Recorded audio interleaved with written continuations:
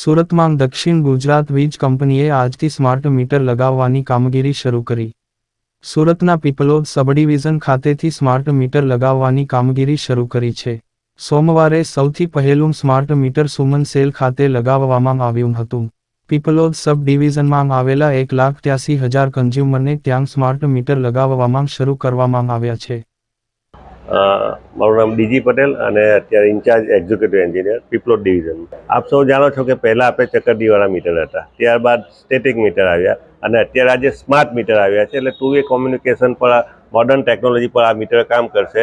એટલે અને એમાં રિચાર્જની ફેસિલિટીઝ છે, એટલે તમે એમાં રિચાર્જ કરાવી શકશો. મિનિમમ બેલેન્સ 100 રૂપિયાથી તમે જેટલું રાખવા માગશો એટલું બેલેન્સ રાખી શકશો અને તમારા આ મીટરમાં રોજિંદો વપરાશ છે એનું સ્પષ્ટ તમને જોઈ શકશો કે મારો આટલો વપરાશ છે તમારા. અત્યારે અમે સૌપ્રથમ પાયોનિયર બેઝ પર પીપલોદ સબ ડિવિઝનમાં આજે સુમન સેલ જે છે એમાં 848 ફ્લેટ છે, એમાં 848 કન્ઝ્યુમરને ત્યાં સ્માર્ટ મીટર લગાવવાની કામગીરી ચાલે છે. ગઈકાલે 44 જેટલા મીટર લગાવ્યા અને આજે આગળની કાર્યવાહી ચાલે છે. આ 848 લગાવ્યા પછી પીપલોદ સબ ડિવિઝનમાં ટોટલ 25,000 મીટર છે. એટલે પીપલોદ સબ ડિવિઝનનો ટાર્ગેટ પૂરો કરીશું, ત્યાર પછી બીજા ડિવિઝનનો ટાર્ગેટ લઈશું અને એ રીતે સુરત સિટી સર્કલનો ટાર્ગેટ આપણે